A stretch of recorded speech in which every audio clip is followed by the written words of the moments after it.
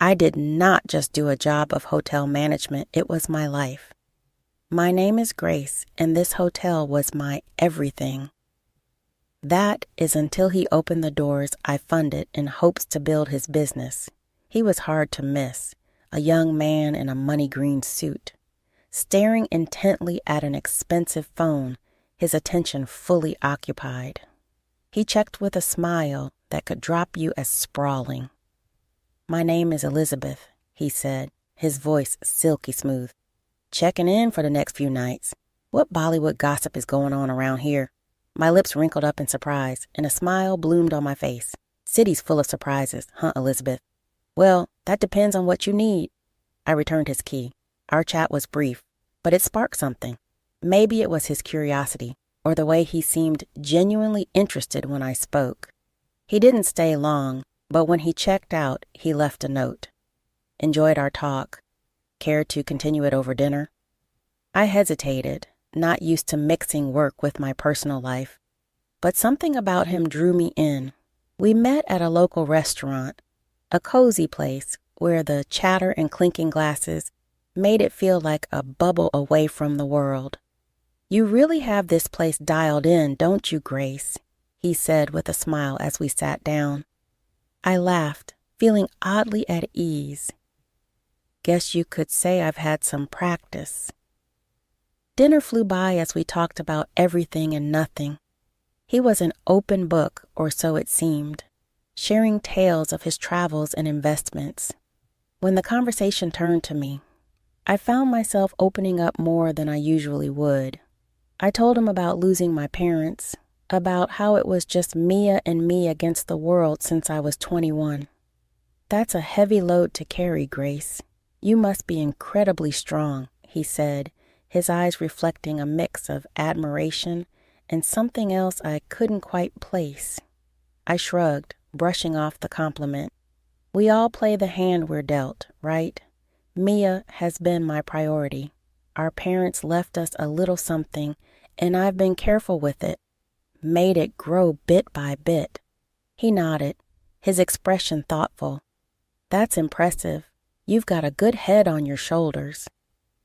As the night wore on, I realized I hadn't laughed this much in a long time. But when I tried to learn more about him, about his family, he'd skillfully changed the subject. "My folks and I don't see eye to eye. Let's just say they have their ideas about life, and I have mine," he said, a shadow crossing his face. I didn't press further. We all have our stories, our scars. As the evening drew to a close, I found myself not wanting it to end. There was something about Elizabeth, something that made me feel alive in a way I hadn't in years. My life with Elizabeth felt like a whirlwind. Each day was a new adventure, every moment spent together filled with laughter and dreams of the future. He had this way of making the ordinary seem extraordinary, turning simple dinners into unforgettable evenings. "Elizabeth, I still can't believe how fast everything is moving," I said to him one evening as we sat in our favorite little cafe, the one with the dim lights and cozy corners. He reached across the table, taking my hand in his. "Grace, when something feels right, why wait? I've never been sure of anything in my life," he replied, his eyes holding mine with an intensity that sent shivers down my spine. "I know, it's just, everything's happening so fast. It's a lot to take in," I confessed, feeling a whirlpool of emotion swirling inside me. He squeezed my hand gently. "I get it, but trust me, Grace, I'm here for the long haul. I want to build a life with you, a future, and I want to start by making our wedding day the most memorable day of our lives." The way he spoke about our wedding with such passion and certainty made it hard not to get caught up in his vision. He painted a picture of a day so lavish and beautiful it took my breath away. Imagine it, Grace. A ceremony that no one will forget, a celebration of our love. It's going to be perfect, he said, his voice filled with excitement. And the honeymoon? You mentioned something about the most expensive hotel in the world, I asked, a mix of curiosity and apprehension in my voice. His smile widened. Yes, it's all part of the plan, but I need you to trust me, to take this leap with me. Your savings for the wedding, my funds for the honeymoon, and our future home together. We'll make this a reality. I hesitated. The practical part of me was screaming caution, but looking into his eyes full of love and promise, I found myself nodding. Okay, Elizabeth, let's do it.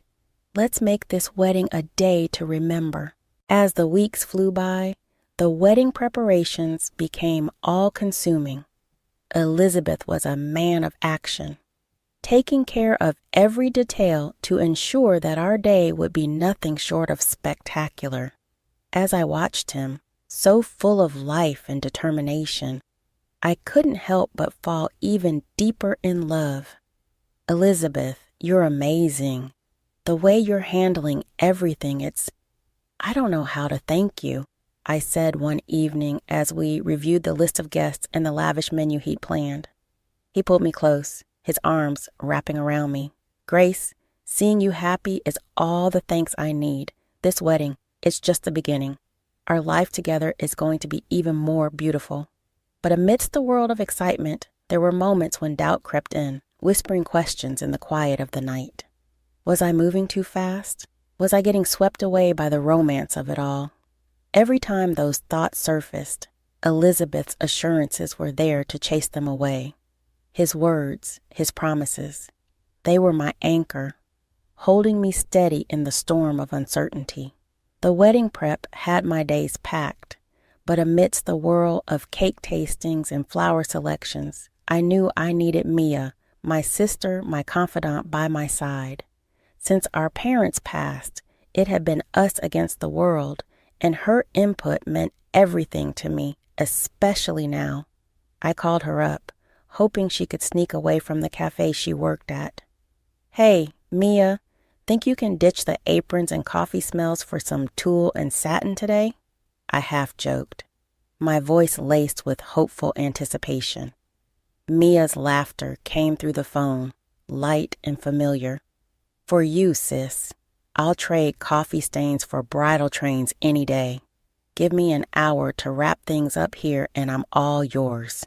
The bridal shop was a wonderland of white and ivory dresses, cascading like waterfalls of lace and silk.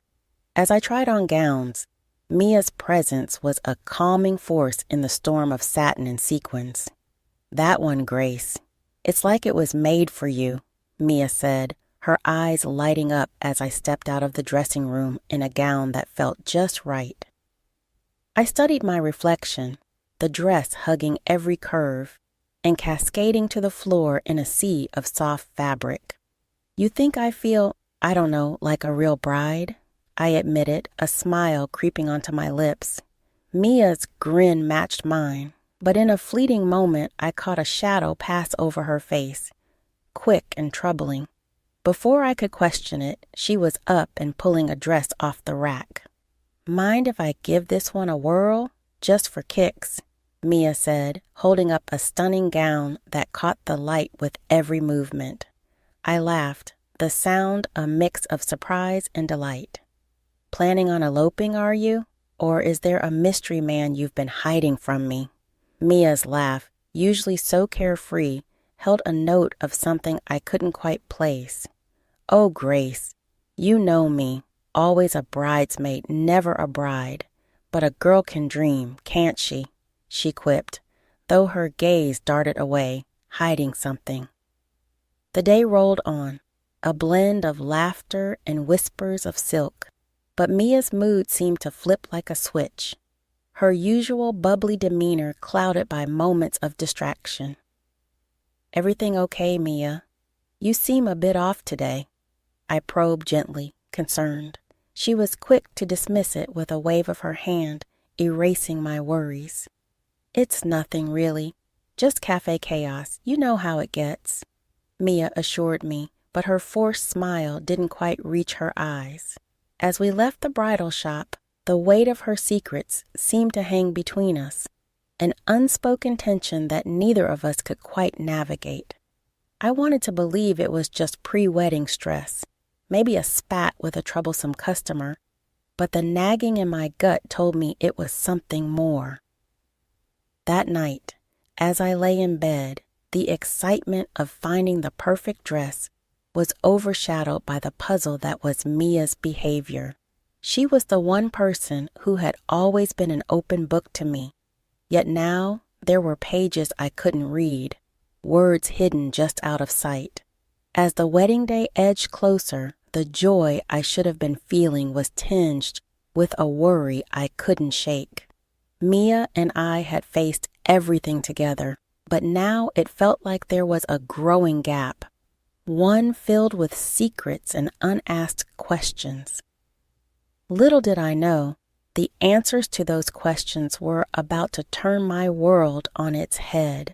It was a day like any other, or so I thought, until Elizabeth left his phone buzzing and forgotten on the kitchen counter.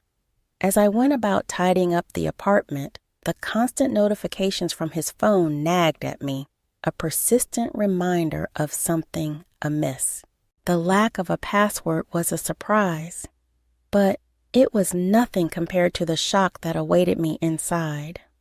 The messages between Elizabeth and Mia were like a punch to the gut, each word a betrayal that tore through my heart. They weren't just having an affair. They were planning to push me aside like I was nothing, like all the years of sisterhood with Mia meant less than the dirt under their shoes. I read and reread Mia's message, confessing her pregnancy with Elizabeth's child. The words blurred as tears clouded my vision. Can't believe we pulled this off. She's such a fool, falling for every lie. And now, with the baby, we can finally be together just as we planned. The world around me seemed to spin, a carousel of deceit and treachery. Elizabeth's reply was no better. Declaring his love for Mia and his eagerness to see me humiliated, ousted from my own wedding. She's just a naive cash cow. Can't wait to get rid of her and start our real life together. This wedding will be perfect, thanks to her money, he wrote. I sat there, the phone heavy in my hand, a storm of emotions raging within me, betrayal, anger, disbelief. They all fought for dominance, but above all, a cold determination began to take root. They thought they could use me, discard me like an old toy. I'd show them the price of underestimating Grace Anderson. When Elizabeth returned, his carefree demeanor was like a slap in the face. "Hey, babe, did I miss any important calls?" he asked, casually picking up his phone. I forced a smile, my insides turning with anger. "Nope, just the usual stuff." "Busy day?" I replied, my voice steady, despite the turmoil within. He flashed that charming smile, the one I now knew was nothing but a mask. "As always, nothing's more important than coming back to you," he said, leaning in for a kiss. I had to force myself not to recoil. From that moment on, I played the part of the oblivious fiancé to perfection. I smiled, I nodded, I went along with the wedding plan. But behind the scenes, I was plotting my revenge on the two people who had betrayed me in the worst possible way. Each passing day was a test of my will, a balancing act between the role I had to play and the fury that burned within. But I wouldn't let them see me break. I'd bide my time, and when the moment was right, they'd learn the true cost of their treachery. As I lay in bed each night, the image of Elizabeth and Mia's deceitful faces etched into my mind. I made a silent vow. They would pay for what they'd done, and their twisted game would be their undoing. I was no longer just the jilted fiancé. I was the architect of their downfall. My revenge would be meticulous, calculated, and oh so sweet. The days leading up to the wedding felt surreal. On the surface, everything was perfect. The flowers, the guest list, the dress. but beneath the facade of perfection was a storm brewing, a tempest of anger and betrayal that I held tightly within. Elizabeth was his usual self, all smiles and affection, blissfully unaware of the storm he was about to sail into. Grace, everything's coming together so beautifully. This wedding is going to be the talk of the town, he said one evening as we reviewed the final preparations. I nodded, my smile practiced and polished. Yes, it's going to be a day to remember, I replied, the words laced with a meaning he couldn't possibly grasp. Mia was harder to face. The sister I had loved and protected was now a stranger, her every word and gesture a reminder of her betrayal. Yet I kept my mask firmly in place, the mask of the loving sister blissfully ignorant of the knife she had planted in my back. Grace, you're handling everything so well. I don't know how you do it, Mia said one day as we finalized the seating arrangements. I looked at her, the sister I thought I knew, and was forced to laugh. Oh, Mia, you know me. I've always had a knack for organizing chaos, I said, the irony of the statement not lost on me. As the wedding day drew closer, the tension became almost tangible. A tightrope I walked with precision and care. Elizabeth's phone was now always guarded, his conversations hushed and hurried. But it didn't matter. I had seen enough and knew enough. The morning of the wedding dawned clear and bright, a beautiful day for a beautiful disaster. As I got ready, the reflection in the mirror showed a bride serene and poised. But behind the veil and the makeup was a woman on a mission, a woman who would no longer be a pawn in someone else's game. Mia's running late, huh? Elizabeth remarked casually, adjusting his tie. I met his gaze in the mirror, my eyes giving nothing away. Yes, but she'll be here. Wouldn't miss it for the world, I replied, the double meaning clear in my voice. He nodded, oblivious to the undercurrents. Well, she's always been a bit unpredictable, but today's about us, Grace, our new beginning. I turned to face him, my smile a masterpiece of composure. Yes, Elizabeth, a new beginning indeed, I said, my heart steeling itself for what was about to come. As I walked down the aisle, the eyes of friends and family on me, I knew that this was it. The calm before the storm was over, and the reckoning was about to begin. The vows were waiting, the guests were watching, and the stage was set. It was time for the truth to come crashing down and for the real show to begin. Standing next to Elizabeth in front of the priest, my heart was a mix of hope and trepidation. The words of the vows hovered in the air, a promise of forever that was about to be shattered in the most brutal way. The guests, unaware of the storm about to break, watched us with smiles and teary eyes. But then the unimaginable happened. Mia, dressed in a bridal gown that mirrored my own, stormed down the aisle.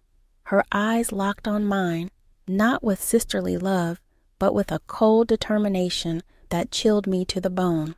Move aside, Grace. I'm the one who deserves to be here. Elizabeth loves me, and this child I'm carrying is his, Mia declared, her voice cutting through the stunned silence. The room erupted into whispers and gasps, the guests turning to each other in confusion and disbelief. Elizabeth, rather than showing any sign of shock or remorse, let out a hearty laugh, his true colors shining through the polished facade. Well said, Mia. Grace, you've been a good host, but this is where your part ends. Why don't you join the audience? This is Mia's moment now, Elizabeth jeered, his words dripping with mockery and contempt. The audacity of their betrayal, so public and so cruel, sent a shockwave through the crowd. But as the reality of the situation sank in, my reaction surprised everyone, including myself. I looked at Elizabeth, then at Mia, and smiled. Of course, why not? I wouldn't want to miss the show. After all, I did pay for it, I said, my voice calm, betraying none of the turmoil inside me. Mia and Elizabeth exchanged a confused glance, clearly not expecting such a composed response. The guests, too, were baffled, their eyes darting between us, trying to make sense of the surreal scene unfolding before them. As I gracefully took a seat among the guests, my head held high, the whispers grew louder. What's she up to? Is she really going to let this happen? The questions buzzed around the room like a swarm of bees, but I remained serene, a statue amidst the chaos. Elizabeth and Mia, now standing together at the altar, looked unnerved. My calm demeanor had thrown them off. Their plan to humiliate and discard me was not unfolding as they had anticipated. "What's your game, Grace? Why are you so calm?" Elizabeth asked, his voice a mix of curiosity and concern. I met his gaze, my smile never wavering. "No game, Elizabeth, just enjoying the fruits of my labor. Please proceed." "I'm eager to see how this plays out," I replied, my words a velvet-covered dagger. The ceremony resumed, but the atmosphere had shifted. The guests watched in a mix of shock and anticipation, unsure whether they were witnessing a wedding or the prelude to a dramatic reckoning. As Mia and Elizabeth exchanged vows, the words felt hollow, a mockery of the sacred promise they were supposed to represent. And as I sat there, surrounded by friends and family who were struggling to comprehend the spectacle, I knew that this was just the beginning. The real show was yet to come, and Mia and Elizabeth, in their arrogance and deceit, had just secured front row seats to their own downfall. As the priest asked if anyone objected, the doors burst open. A woman, older and more worn than either Elizabeth, stormed in, her eyes blazing with fury. "Stop this wedding right now," she demanded, her voice slicing through the silence like a knife. Elizabeth's face turned ashen, his eyes wide with shock. "Catherine, what are you doing here?" he stammered, the mask of the perfect groom slipping away.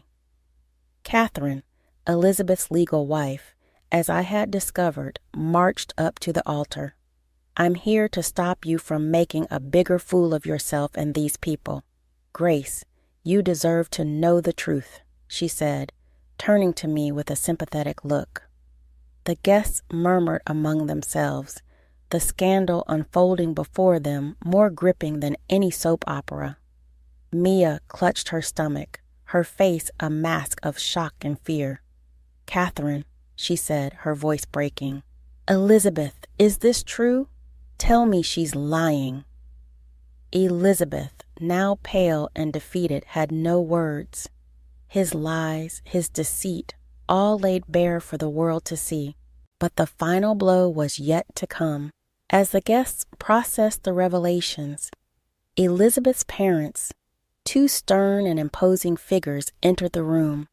I had reached out to them, told them everything, and now they were here to confront the son who had brought shame to their name. Elizabeth's father, a man of few words, spoke with a voice that resonated with disappointment and anger. "Elizabeth, you are no son of mine. Your actions today and in the past have shown your true character. You are cut off from our family and our fortune." As the room settled into an uneasy silence, I looked at Elizabeth, Mia, and the shattered dreams they had tried to build on the foundation of deceit.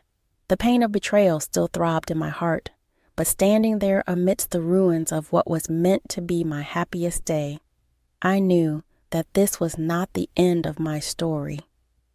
In the aftermath, I found myself in the cold halls of justice, seeking reparation for the damage Elizabeth had caused. The courtroom felt like another world, a place where the pain and humiliation I had endured were translated into legal jargon and paperwork. "Elizabeth, you've not only broken a promise, but you've also shattered trust and exploited generosity. You owe me more than just an apology. "You owe me compensation for turning my life upside down," I stated firmly, my voice echoing in the quiet courtroom. The judge's gavel sounded like thunder in the tense silence. "The court finds in favor of the plaintiff. The defendant is hereby ordered to pay $50,000 in damages for the distress and financial loss caused," he declared, his words a balm to my wounded spirit. As I walked out of the courtroom, the burden of the past months felt lighter. Justice had been served, but the road to healing was just beginning. Elizabeth's troubles didn't end with me. Catherine, his legal wife, fueled by hurt and fury, launched her own legal battle, demanding compensation for his infidelity and neglect of their child.